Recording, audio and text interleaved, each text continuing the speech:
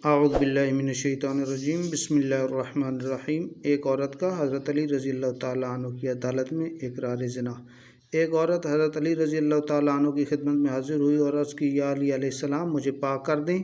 آپ نے اس عورت کو دیکھ کر فرمایا، کس چیز سے پاک کر دوں؟ عورت نے جواب دیا کہ میں نے زنا کیا ہے، اب شرمسار ہوں اور آخرت کے عذاب سے ڈرتی ہوں کہ آخرت کا عذاب دنیا کے عذاب سے بہت زیادہ سخت ہے۔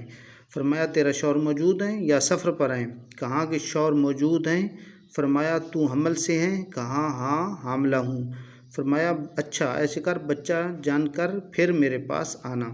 یہ سن کر وہ عورت واپس چلی گئی۔ حضرت علی رضی اللہ تعالیٰ عنہ نے فرمایا کہ اے میرے پالنے والے رب، یہ اس عورت کی پہلی شہادت ہے جو اس عورت نے اپنے خلاف دی ہے۔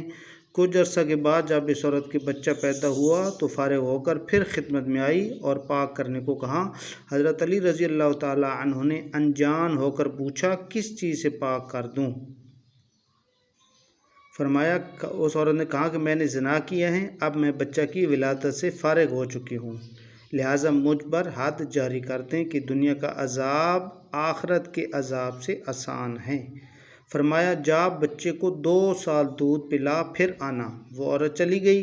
آپ نے فرمایا، یا الہی، یہ دوسری شہادت ہے جو اس عورت نے اپنے خلاف دی۔ 2 سال بعد عورت پھر حاضر ہوئی اور اپنا مطالبہ دہرایا۔ آپ نے پھر انجان بن کر تمام سوالات کیے، اس نے وہی جواب دیے۔ فرمایا، جا بچے کی پرورش کر حتیٰ کہ وہ اس قابل ہو جائے کہ کوٹھے سے گر نہ پڑے۔ وہ روتی ہوئی چلی گئی۔ آپ نے فرمایا، میرے مالک، یہ اس کی تیسری شہادت ہے۔ عورت کو راہ میں عمر بن حدیث ملا، معاملہ دریافت کیا اور بچے کو پالنے کا وعدہ کر کہ اس عورت کو واپس حضرت علی رضی اللہ تعالیٰ عنہ کی خدمت میں لایا۔ عورت پھر اقرار گناہ کیا اور طہارت کا مطالبہ کیا۔ فرمایا، یا الہی، 4 گواہیاں پوری ہو چکی ہیں۔ پھر آپ غصہ کی حالت میں سرخ ہو گئے۔ عمر رضی اللہ تعالیٰ عنہ نے کہا، کیا آپ میرے اس بچے کی کفارت پر ناراض ہیں؟ فرمایا، اس عورت کو 4 دفعہ اقرار کر لینے کے بعد اب یہ کیا کہتا ہے؟ میں نے اس عورت کو حد کی تکلیف سے بچنے کی یہ راہ شرع بتائی تھی جو تیری غلطی کی وجہ سے ختم ہو گئی، ورنہ خداوند کریم بعد مرنے کے اس کو معاف کر دیتا۔ اس کے بعد جناب امیر منبر پر تشریف لائے اور مؤذن سے کہا کہ اذان دو۔ تمام اہل شہر اذان سنتے ہی مسجد میں آ گئے۔ آپ نے فرمایا کہ بعد حمد و ثنا خدا و رسول صلی اللہ علیہ وآلہ وسلم، خدا میں یہ اعلان کرتا ہوں کہ میں کل صبح کوفہ کے میدان میں ایک عورت پر حد جاری کرنا چاہتا ہوں، لہٰذا تمام لوگ پتھر لے کر وہاں جمع ہو جائیں، مگر اس بات کا خیال رکھیں کہ ہر شخص کا چہرہ کپڑے سے چھپا ہوا ہو تاکہ وہ ایک دوسرے کو نہ پہچان سکیں یہاں تک کہ اپنے گھروں کو واپس نہ چلے جائیں۔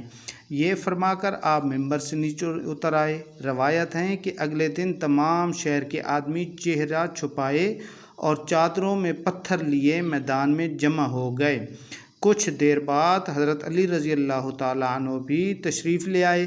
عورت کو باہر نکالا گیا۔ آپ نے حکم دیا کہ ایک گڑھا کھودا جائے جس میں اس عورت کو کمر تک زمین میں دفن کر دیا جائے اور باقی حصہ باہر رہنے دیا جائے۔ ایسا ہی کیا گیا۔ پھر آپ نے فرمایا کہ اے لوگو، خداوند عالم نے اپنے پیارے نبی صلی اللہ علیہ وآلہ وسلم سے یہ عہد لیا تھا کہ کوئی ایسا آدمی جس کی گردن پر خود کوئی حد ہو کسی پر حد جاری نہیں کر سکتا، بس ایسا کوئی آدمی اس عورت پر پتھر نہ مارے جس کی اپنی گردن پر کوئی حد ہو۔